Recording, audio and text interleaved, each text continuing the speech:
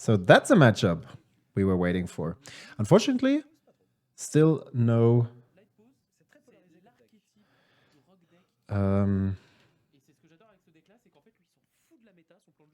still no heated Zugu and Kyrie on the cam. Maybe that will be the case later.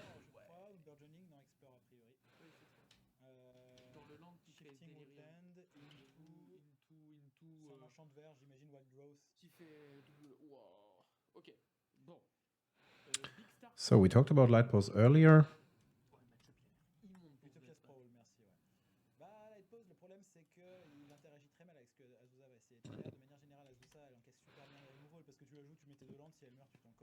Quite a good card.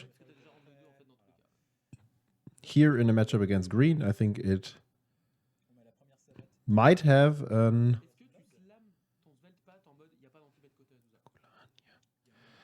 might have an easy task to bring down Azusa.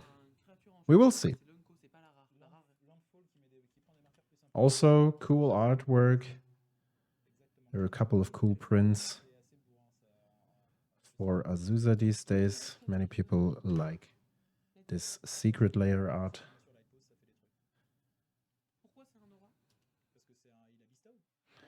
She's lost but still seeking. So, I know at least 2 guys watching the stream that are totally into the green lands business. Wake up.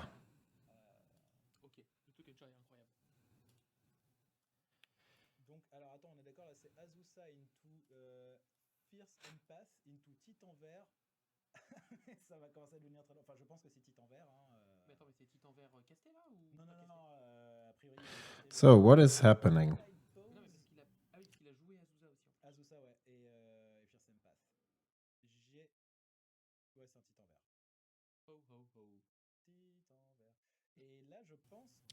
Exactly my point.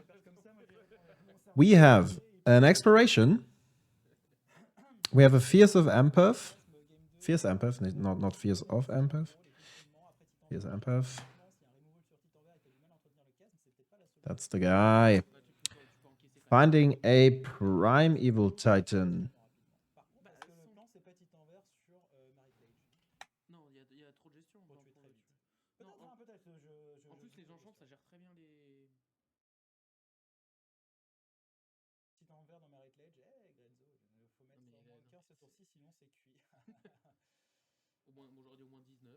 That causes some trouble.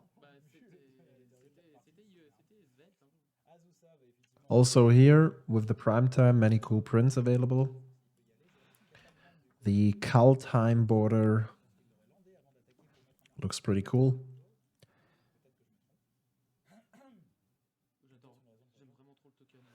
Azusa blocking the Onslaught. And there is a flashy pump. That's bad. That's bad because the cat has first strike. That was a bit of a greedy block in my opinion. By the way, both players are on 602. Thanks for sharing. Just wanted to say.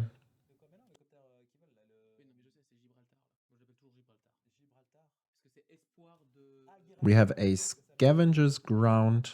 Oh, those are Tom Jerry cat tokens. That's good. I like that. That's great. There's also a Hope of Jirapur. I can't really tell you what the Flash Aura does.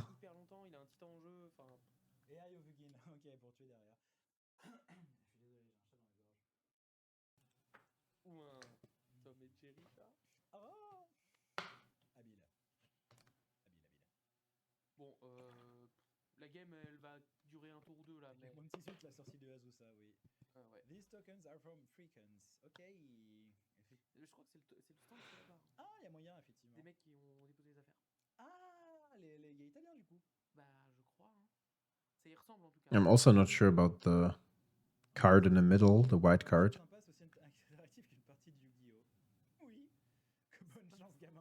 Light-Paws got a couple of upgrades.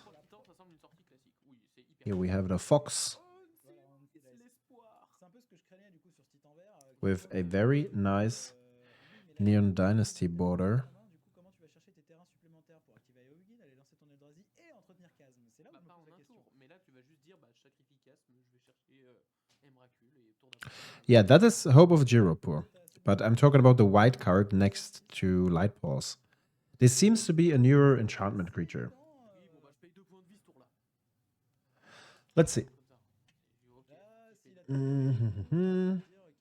Maybe I can find it. Shifting Woodlands, il peut plus ou moins abuser de Chasm Grave déjà. Ah oui, Shifting Woodlands, c'est jusqu'à la fin du tour, je crois, Shifting Woodlands, si je dis pas de bêtises. Non, mais s'il a un tuto terrain, il fait genre Boseju Anti Nice. It's not Enduring Innocence, it doesn't make any sense.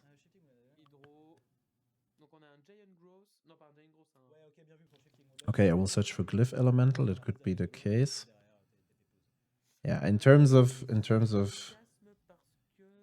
new arrivals for Light-Paws, it looks like a Glyph Elemental. That seems to be true.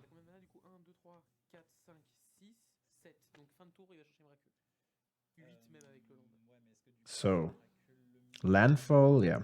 That's actually the only enchantment creature with a landfall ability. Cool card. Not bad. We have a flickering ward attached to Light-Paws. That's a mini combo. You can always return the flickering ward and search yourself another CMC1 enchantment.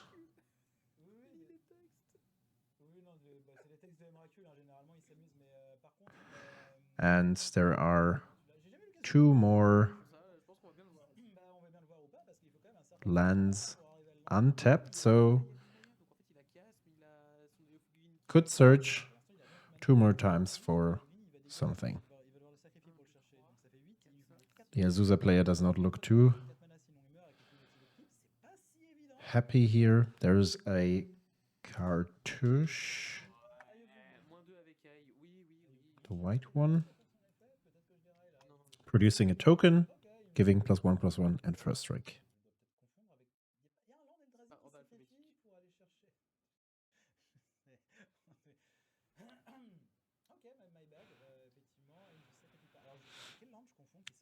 Is this an Eye of Eugen activation end of turn? So a Glacial Chasm is on board. I think it's Eye of Eugen. Looks like the Judge Gift card. Yeah, that's Eye of Eugen. Here you go. So 7 mana, search your library for a colorless creature card. And in that situation, oh, an Ulamog. Okay, I haven't seen that for a while. That's one way to deal with the board.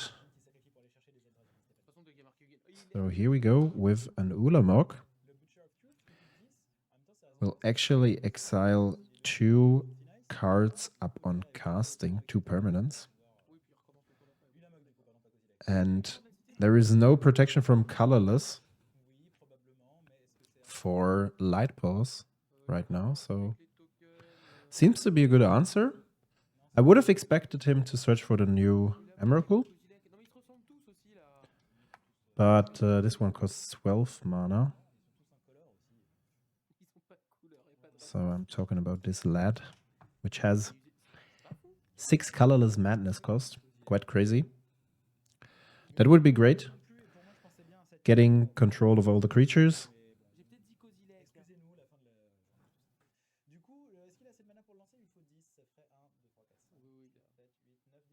But yeah, there is no Yavimaya on board, is there? There is a Yavimaya on board. It's right on top. And this seems to be a Sylvan Scrying, if I'm not mistaken. Should be a DCI or a Friday Night promo or something. Yep, that's it. Here we go.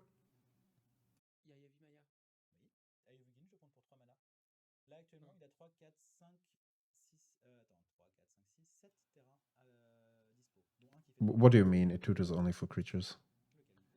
Yeah, colorless creature card. Yeah, right. Sorry, I said colorless card. I mean colorless creature card, right? You cannot find a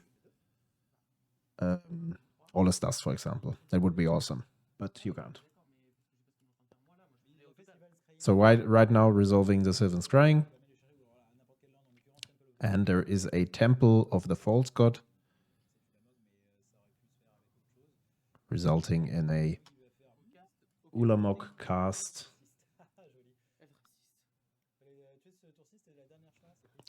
A great answer, if you ask me.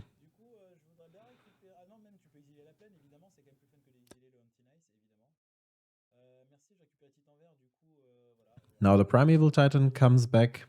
That's crazy, man. That's really, really crazy. Dealing with Light-Paws and the rest looks pretty well. It looked really good at some point, but that play seals the deal, it seems. So that's a War Room. And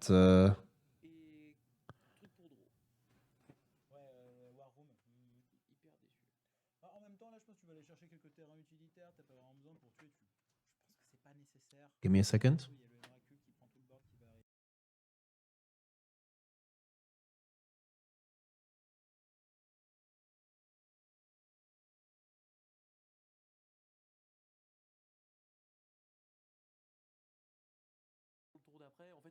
My stream was just gone. Or my screen, actually.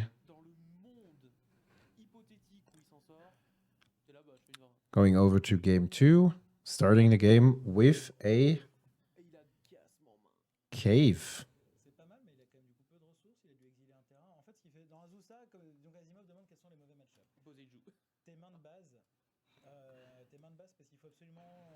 Plus tu mulliganes, c'est très très dur parce qu'il faut vraiment un nombre critique de terrain à pouvoir jouer pour pouvoir faire des choses. No, that's the wrong.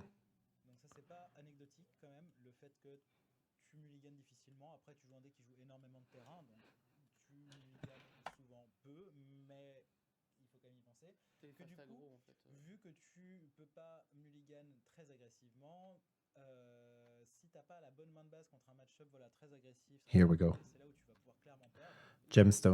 Gemstone Caverns. I was saying caves because of the alternate art.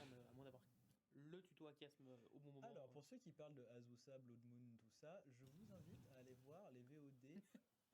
So, fast concession after Ulamog entered the battlefield. Understandable.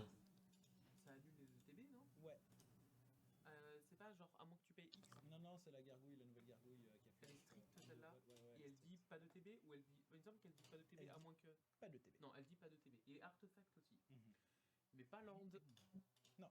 Dommage. Mais pas de titan vert, quoi. Enfin, un titan vert, il faut qu'il attaque, quoi.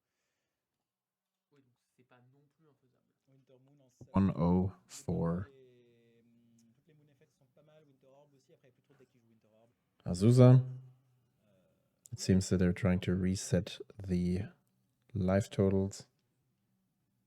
Airtail, ok, parce que la convention permet de contrer des triggers, effectivement, et du coup, ça peut toucher tout ce qui est pénible dans le deck, les triggers d'Eldrazi. Qui d'habitude sont immunisés parce que tu joues des terrains. So that was a powerful round 1, guys. Je pense que c'est pas ingagnable non plus parce que contrôle est pas. Crazy. Est-ce que Lonis s'est joué? Est-ce qu'il y a des Lonis aujourd'hui? Alors, dans ce joueur, j'imagine qu'il y en a bien un, mais. Ah la vache, tu vas être très déçu. Il y a un bon 0 Lonis sur 900 joueurs. En vrai, ça, même pas les decks qui mettent une cloque qui ont un plan qui peut interagir avec Chasm. Ouais.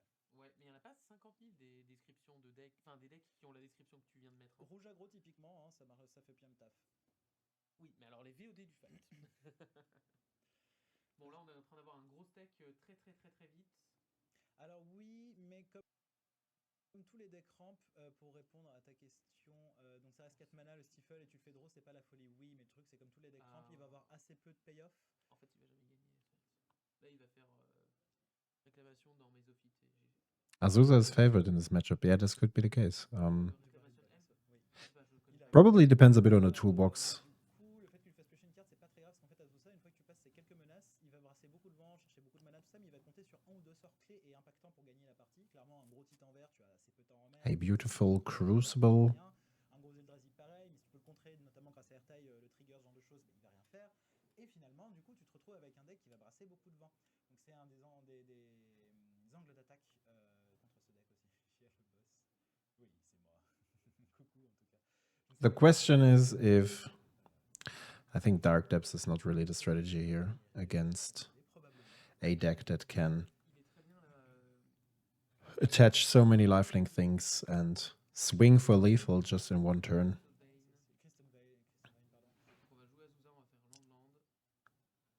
If you're not careful, this could end quickly here. There's a Boseiju. Okay. The question is, do you wait for your opponent to activate the flickering? I mean, you could trigger it now, get rid of the flickering ward, which would leave your opponent with the cards they have in hand. So what they could find, for example, is a Daybreak Coronet, and then in combination with an Ethereal Armor or All That Glitters. Not even sure if the modern version plays the Daybreak Coronet.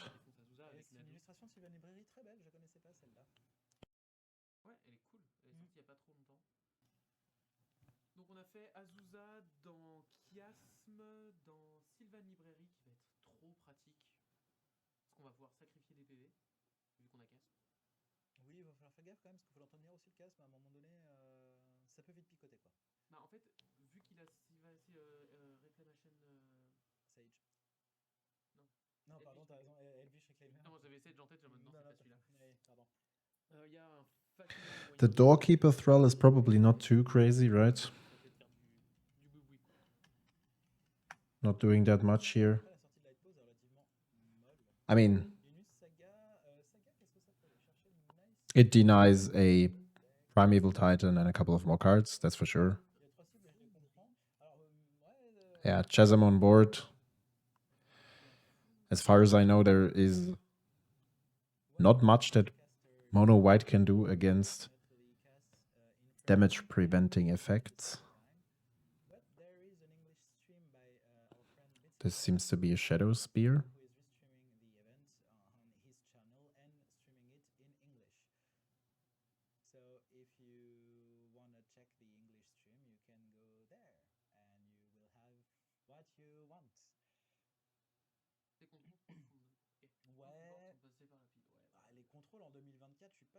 Doesn't do much, to be honest.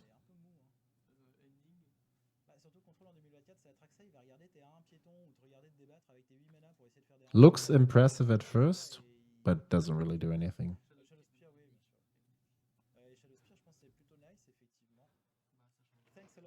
Once they find a way to get rid of... Or maybe you don't even have to get rid of the Doorkeeper Thrall, because maybe he could just find more lands, play those lands, and then there's an Augur of Autumn. Cool, cool, cool, cool. Good card. Haven't played that one for a while. So what I was trying to say is that maybe you can grind it out until he finds one of those cards that would do anything on cast. So the Eldrazi is basically Petrified Field.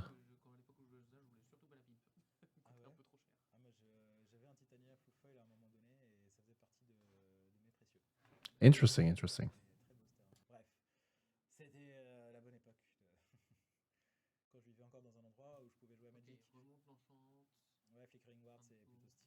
That's an interesting consideration, yes.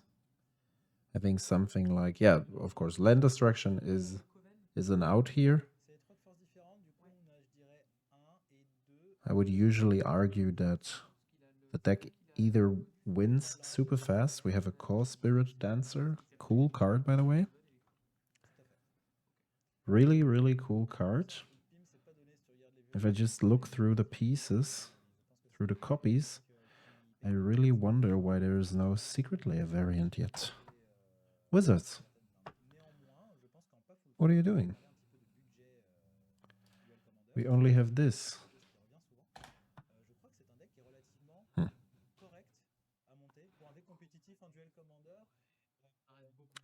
Sylvan Library.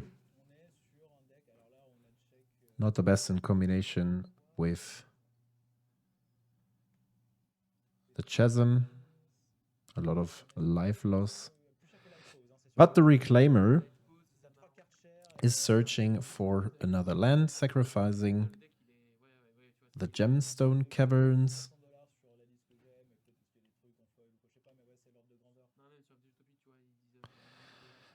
Having a Talon Gate. Gates of Madara. Good card. I like the pimp level of our Azusa player here. It's definitely not the first time playing the deck.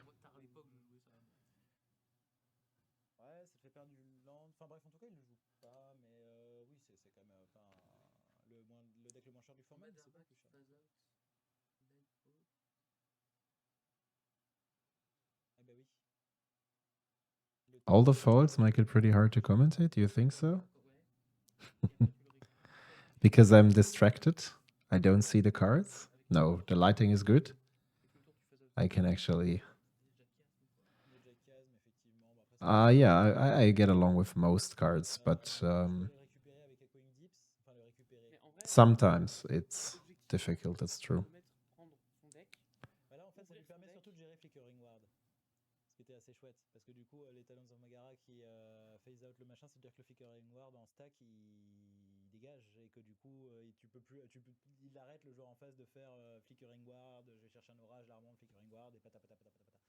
The other art of Azusa I really like too. And there's a third art from Commander Masters, I think it is, which I really like in combination with light green sleeves. It's this one. Looks beautiful. Yeah, that's the one you mean, right? Yeah, that's really nice.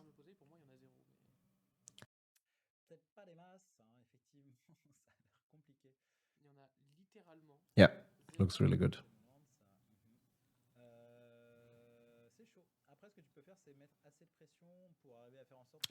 There's a Lazo tap.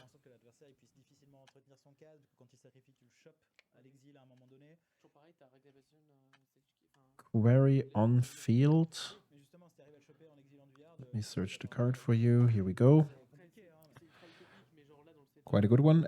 And a gingerbread cabin.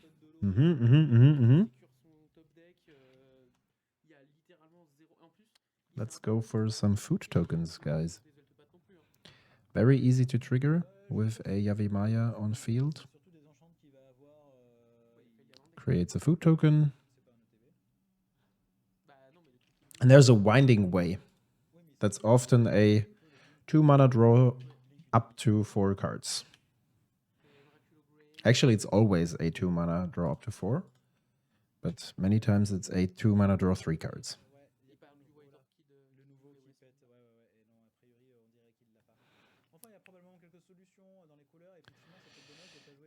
I actually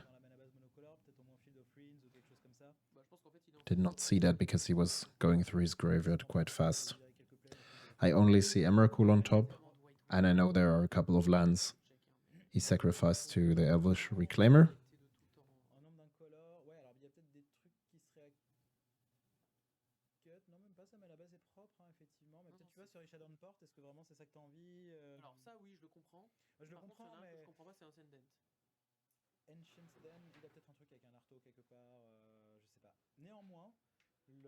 Sorcery creature and unable to see rest. Yeah.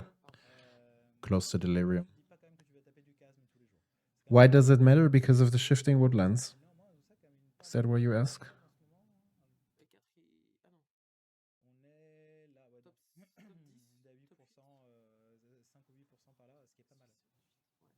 8e deck le plus joué du tournoi. I used to know. Is it? Oh, Jesus. Approcher 2000 cartes, mais pour l'instant, Let me search the white card he was about to play. It's a you can play this card for free under some circumstances. Je crois qu'il y a zéro solution. si tu quoi, pardon Si là, le joueur Svelte-Pat, il prend son deck, il en fait sa main. Non mais vraiment, sans mentir. Je crois qu'il peut pas gagner. J'ai pas lu toute sa liste. Franchement, est-ce qu'il a un moyen de gérer le cimetière, par exemple, où il pourrait du coup choper le chasme au moment où il part, ou est-ce qu'il a, par exemple, un silence où il compte, il fait. It's an old card from a Nemesis, I guess. There aren't that many Sim-C2 auras. Mais disons qu'il existe des solutions un petit peu corner case. I will find it. I played it myself. Yeah, it should be a lash knife, right? That's the downside of having all these cards in Japanese. You never remember the names, just the artworks. First world problems. Enchanted creature is first strike. Yeah, that's fine. But as long as the chasm is on field, it doesn't really matter at all.